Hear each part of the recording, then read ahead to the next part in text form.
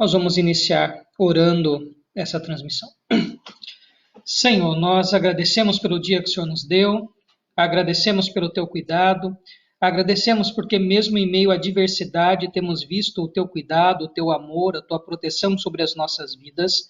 Obrigado, ó Pai, pelos nossos lares, obrigado, ó Deus, pelo alimento, obrigado, Senhor, pelo teu sustento, mesmo nesse tempo em que há tamanha preocupação. Nos nossos lares nós temos visto a bênção do Senhor. Obrigado, ó Pai, porque nós não merecemos, mas mesmo assim o Senhor tem cuidado de cada um de nós, dando muito mais do que nós necessitamos. Obrigado, Senhor, por esse grande amor demonstrado. Abençoe todos que estão aqui presentes nessa transmissão, todos que nos assistirão posteriormente, que a tua bênção e o teu amor esteja com todos, em nome de Jesus. Amém. Então vamos lá, hoje o capítulo 5 de Oséias. Capítulo 5 de Oséias, nós leremos até o versículo 14, visto que o versículo 15 integra o capítulo 6. Então, Oséias de 1 a 14, e o 15 fica para amanhã, visto que o versículo 15 já integra o capítulo 6. Lembrando que você pode deixar o seu pedido de oração, e depois a Aline vai anotar e trazer aqui para a gente orar por você. Então vamos lá, vou fazer como ontem, para a gente ganhar tempo. Eu vou ler o versículo, e à medida que eu leio o versículo, eu já faço o comentário. Tá? Aí se surgir alguma dúvida, coloca aí também, que a gente tenta dialogar na medida do possível, né? A gente tenta conversar um pouco sobre o texto. Então vamos lá, Oséias capítulo 5, e hoje eu vou usar a Almeida Revista Atualizada, a versão mais comum, né, que nós mais usamos na igreja, apesar de ser um português bem rebuscado, né, um português mais antigo. Vamos ver se a gente consegue discernir o texto a partir da Almeida Revista Atualizada. Acredito que é a versão que a maioria dos irmãos tem em casa. Então vamos lá, Oséias capítulo 5, versículo 1. Ouvi isto, ó sacerdotes, escutai, ó casa de Israel, e dai ouvidos, ó casa do rei, porque este juízo é contra vós outros, visto que fostes um laço em Mispa e rede estendida sobre o Tabor. Então vamos lá. A classe sacerdotal, uma liderança de Israel, que já havia sido duramente criticada, nós vimos isto ontem. Agora, a casa de Israel aqui não necessariamente é todo o povo. Casa de Israel faz alusão aos juízes, aos príncipes, ou aqueles que tinham uma proeminência, os anciãos, aqueles que julgavam as causas, eram como que juízes mesmo, né? Bem diferente do nosso sistema jurídico odierno, né? É uma coisa muito, muito antiga. Eles tinham uma função, eram pessoas notáveis na cidade, geralmente anciãos, pessoas sábias, que tinham essa função de julgar o povo, de julgar algumas situações. Então, sacerdotes, anciãos, juízes, esses que julgavam as causas, e casa do rei. Ou seja, as três instâncias de governo agora estão aqui apontadas: sacerdotes, juízes e reis. Ou seja, estas três classes de governantes que totalizam, junto com os profetas, toda a administração civil e religiosa, que era tudo bem misturadinho nessa época, não dava para ficar dividindo muito o que era religioso do que era civil, porque era uma teocracia, né?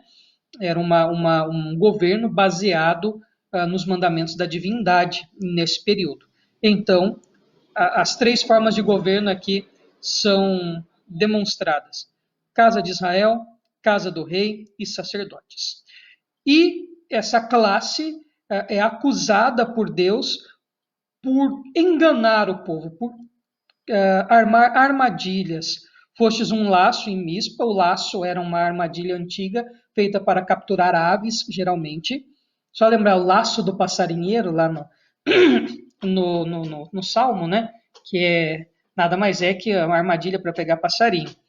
E rede também, uma armadilha, em Mispa e em Tabor. Então, Mispa e Tabor são duas regiões altas, né?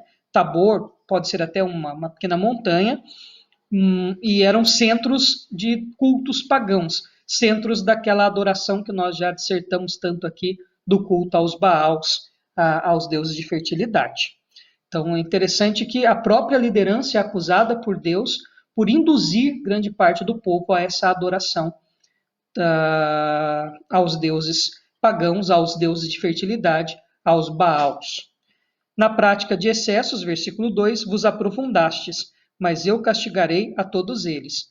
Então a acusação continua, ou seja, a liderança abusa, um abuso da liderança. E a sentença de Deus, castigarei a todos eles. Conheço a Efraim e Israel não me está oculto, porque agora te tens prostituído a Efraim, e Israel está contaminado. Efraim era a maior tribo de Israel, tinha o maior número de pessoas. Então, agora, citar Efraim, podemos ligar essa ideia de Efraim com todo o povo de Israel. Mas citar Efraim é interessante, porque essa tribo numerosa tinha uma certa postura arrogante. O próprio João Calvino, no seu comentário a Oséias, vai dizer isso, que Efraim aparece aqui como uma tribo arrogante, né? Por isso essa citação especial e no sentido de juízo. Tanto Efraim quanto Israel têm se prostituído. Novamente, o termo prostituição, que permeia todo o livro de Oséias. O povo se prostitui quando idolatra, quando adora outros deuses ou quando mistura rituais de cultos pagãos com o culto ao Senhor, tipificado em Gomer, a esposa de Oséias, que era prostituta e adúltera. Então, mais uma vez, vem o termo prostituição, então muito comum para amarrar todo o discurso, todo o texto a esse tema, né, de prostituição. E Israel está contaminado. O termo contaminado aqui era um termo ritual, muito usado quando o indivíduo havia cometido alguma coisa que a lei não permitia. Por exemplo, tocou num defunto, nessa época não podia tocar em morto. Aí tocou no defunto e antes do velório, antes dos rituais fúnebres. Então ele era colocado para fora da cidade, diz que ele ficava impuro ou contaminado. Então o termo contaminado aqui é para uma impureza ritual, para dizer que esse culto que eles estão prestando a Baal está trazendo contaminação, está trazendo impureza, uma impureza ritual. Ou seja, eles não têm como aparecer diante de Deus, visto que estão impuros, contaminados. O indivíduo que quebrava qualquer lei de pureza lá no Antigo Testamento tinha que passar por uma série de rituais de limpeza, e tomar banho lá no Jordão algumas vezes, lavar as mãos, tirar as coisas de dentro da barraquinha, etc. Né? Havia uma série de normas. Então, essa ideia de contaminação, de impureza ritual. Versículo 4. O seu proceder não lhes permite voltar para o seu Deus, porque um espírito de prostituição está no meio deles, e não conhecem ao Senhor. Espírito de prostituição aqui não é demônio de prostituição. Aliás, essas pessoas que criam esse espírito de morte, espírito de prostituição, espírito de miséria, que o devorador lá de Malaquias é um demônio, um satanás, alguma coisa assim, isso é maluquice, tá? Aqui é uma figura de linguagem, espírito de prostituição quer dizer impulsividade para. Então, uma grande impulsividade que eles tinham para a idolatria. Esse espírito de prostituição aqui não tem nada a ver com um espírito, um demônio que tomava possesso ou induzia. Enfim, aliás, essa temática de demônio você não encontra em Oséias e na maioria dos profetas menores, tá? É muito difícil você encontrar essa temática de um espírito, de um satanás, de um demônio, algo assim. Então, espírito de prostituição, impulsividade para a idolatria, para o pecado, para os cultos de fertilidade. E eu volto a lembrar vocês, eram cultos que traziam lá as oferendas aos deuses pagãos, aos Baals, e a Azerás, e poste ídolo, e todas essas divindades. Haddad, não o Haddad de São Paulo, né? Haddad era uma divindade muito adorado por alguns povos cananeus e até conhecido na literatura antiga, também era um deus de fertilidade, que era regado a vinho, a muito vinho, a sexualidade exacerbada. Haviam até as prostitutas que ficavam no templo ali e iam lá se deitar com os homens, ou seja, a coisa era terrível, né? Era um culto regado a vinho e à sexualidade, à promiscuidade. E às vezes eles misturavam esse culto com o culto de Yahvé, com o culto de Deus, o Senhor, por isso que tanto defeito. Então, espírito de prostituição, impulsividade para isto. Não tem nada a ver com ser um ente espiritual, uma possessão, algo demoníaco. Aqui o demoníaco mesmo é a ação humana em virar as costas para Yahvé e adorar os deuses pagãos. A soberba de Israel abertamente o acusa. Israel e Efraim cairão por causa da sua iniquidade, e Judá cairá juntamente com eles. E agora Deus já deixa Judá na mira, né? O povo de Judá vai pelo mesmo caminho. Em 586 a.C., o povo de Judá sofre também a martelada forte, né? Eles são levados cativos para a Babilônia. Então agora Deus transmite a sua mensagem de indignação para Judá. Israel vai cair e Judá também. Estes irão com seus rebanhos, o seu gado, à procura do Senhor, porém não o acharão. E ele se retirou deles. O versículo 6 não é a ideia de, sei lá, com seu rebanho, fazer um culto junto com seu rebanho. É a ideia de sacrifício, tá? Irem, né, e apresentar os sacrifícios a Deus, procurando a bênção do Senhor. Na verdade, o que acontece?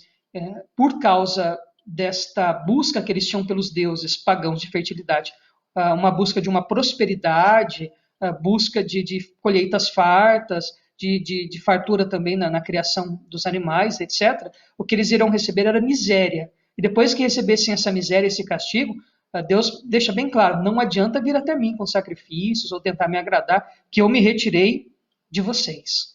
Então, a punição divina é dura. A punição divina é terrível. Aleivosamente se houveram contra o Senhor, porque geraram filhos bastardos. Agora a festa da lua nova os consumirá com as suas porções. Aleivosamente, o termo aleivoso, né, está ligado à traição.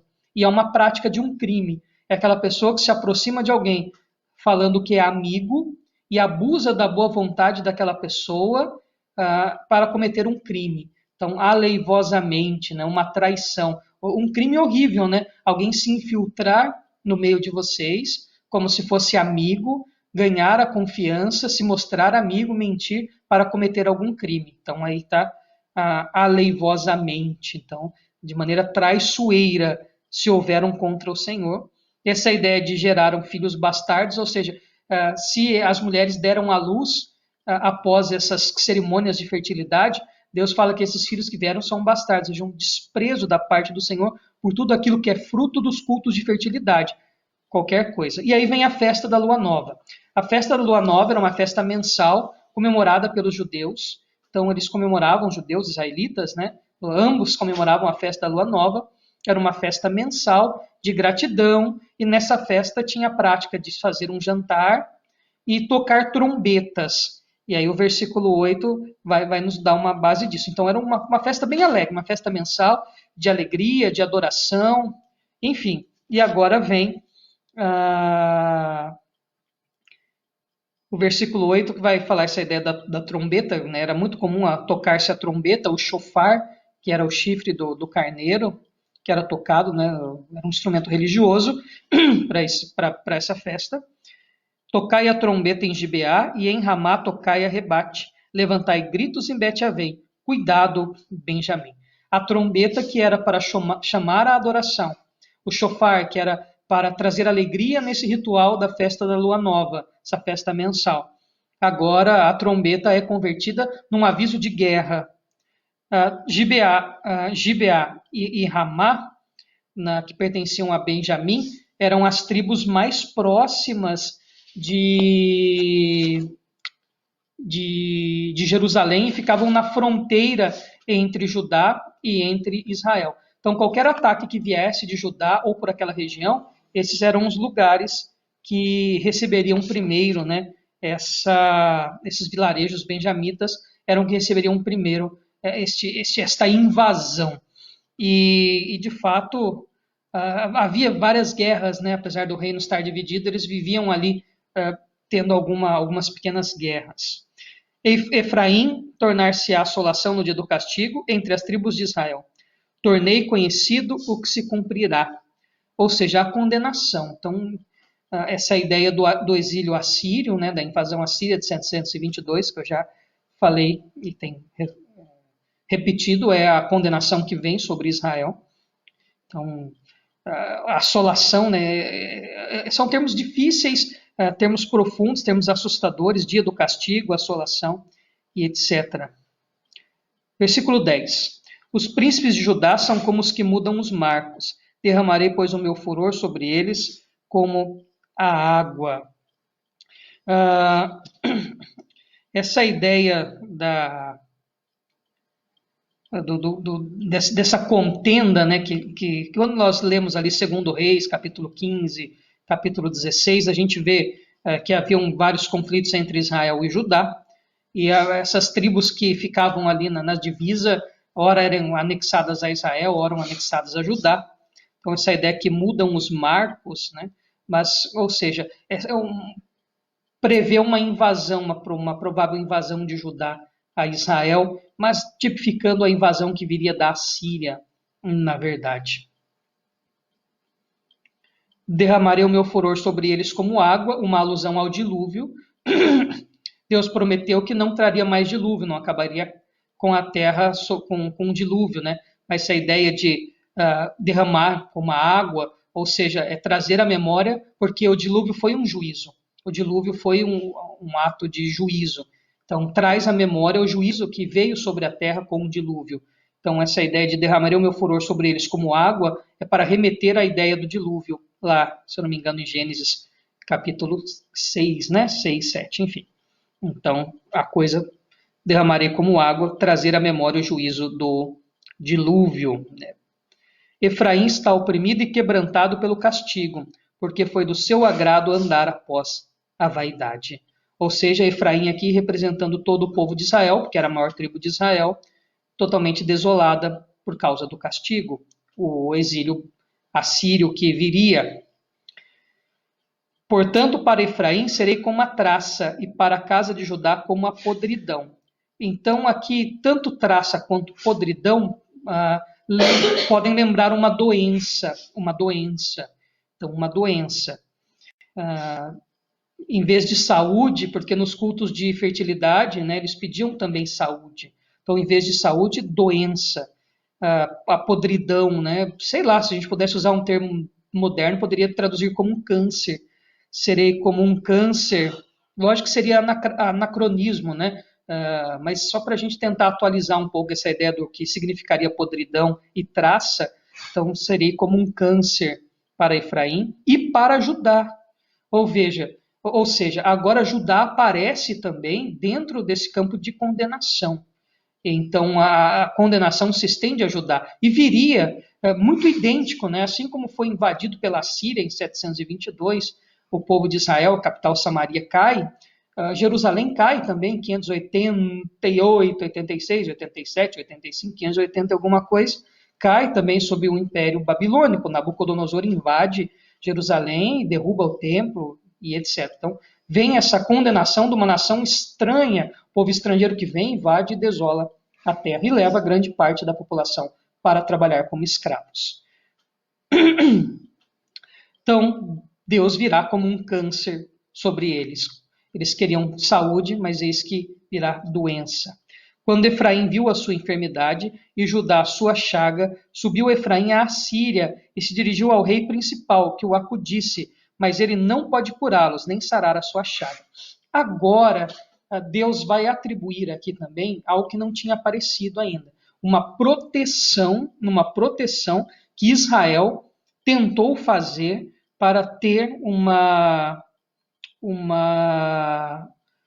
aliança com a Assíria. É engraçado que a própria Assíria vem e depois acaba invadindo a cidade. Mas realmente, o que acontece? O rei Manaim, lá em 2 Reis 15, 19, vai até a Assíria pedir proteção, ser vassalo. É importante entender como que funcionava. Quando nós tínhamos reinados grandes e poderosos, ou impérios grandes e poderosos, geralmente eles subordinavam reinos mais fracos, que perdiam batalhas, deixava aquele rei lá da própria nação, como um rei meio que figurativo, e dava certa proteção militar àquele reino. Em troca disso, o reino vassalo pagava uma enorme tributação, mandava muito dinheiro para o rei suzerano. Então, rei suzerano, rei vassalo. Tanto Manaim, ou Manaim, quanto Oséias, que não Oséias o profeta, mas o Oséias, o rei neste período aqui, ambos foram vassalos da Assíria, ambos pagaram tributos pesados à Assíria, procurando uma proteção militar. Mas aceitar a suzerania era aceitar que os deuses daquele reino eram mais poderosos que os deuses do seu próprio reino. Então, quando eles procuram esta proteção num reino que se dobra diante de falsos deuses e não buscam essa proteção no Senhor, eles estão duvidando da ação de Deus para colocar a confiança em homens e aceitam as divindades do rei suzerano. Então, é uma prática também acusada que agora por Deus, mas que também endossa a série de acusações. Eles deveriam buscar proteção em Deus, procuraram em homens, né? Eles deviam ser o reino vassalo do Senhor. Israel, tanto Israel quanto Judá, deveriam ser vassalos do Senhor. Mas eles foram buscar reis suzeranos de outras nações com deuses pagãos. E aí vem, de fato, o juízo. O reino que deveria proteger acaba invadindo e derrubando Israel. Porque para Efraim serei como um leão e como um leãozinho. Para a casa de Judá, eu mesmo os despedaçarei e ir-me-ei embora. Arrebatá-los-ei e não haverá quem os livre. Então agora muda a figura da doença, da podridão, da traça, como de um ataque de um leão feroz.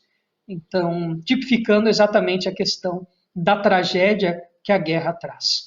Tanto a invasão assíria quanto a invasão babilônica foram extremamente cruéis. Não havia muita compaixão, não havia ética de guerra. Então, essa figura do leão despedaçando demonstra a crueldade, como que a coisa foi complicada nessa invasão militar que ambos os reinos sofreram, tanto Israel quanto Judá, foram extremamente violentos. E então, dizer da doença e do ataque do animal feroz é demonstrar, de uma maneira simbólica, uma figura de linguagem, como que seria terrível esta invasão que eles sofreram, porque o coração deles estava voltado à impulsividade da idolatria e dos cultos pagãos, dos cultos dos deuses de fertilidade. E o coração estava longe do Senhor. Aí vem este juízo. Bom, então assim nós temos esta conclusão do capítulo 5. O versículo 15 já faz parte do capítulo 6. Então ele será estudado juntamente com o capítulo 6. E concluímos assim o capítulo 5 de Oséias, com todas estas informações. Mas veja, né, tudo muito amarrado, né, muito parecido.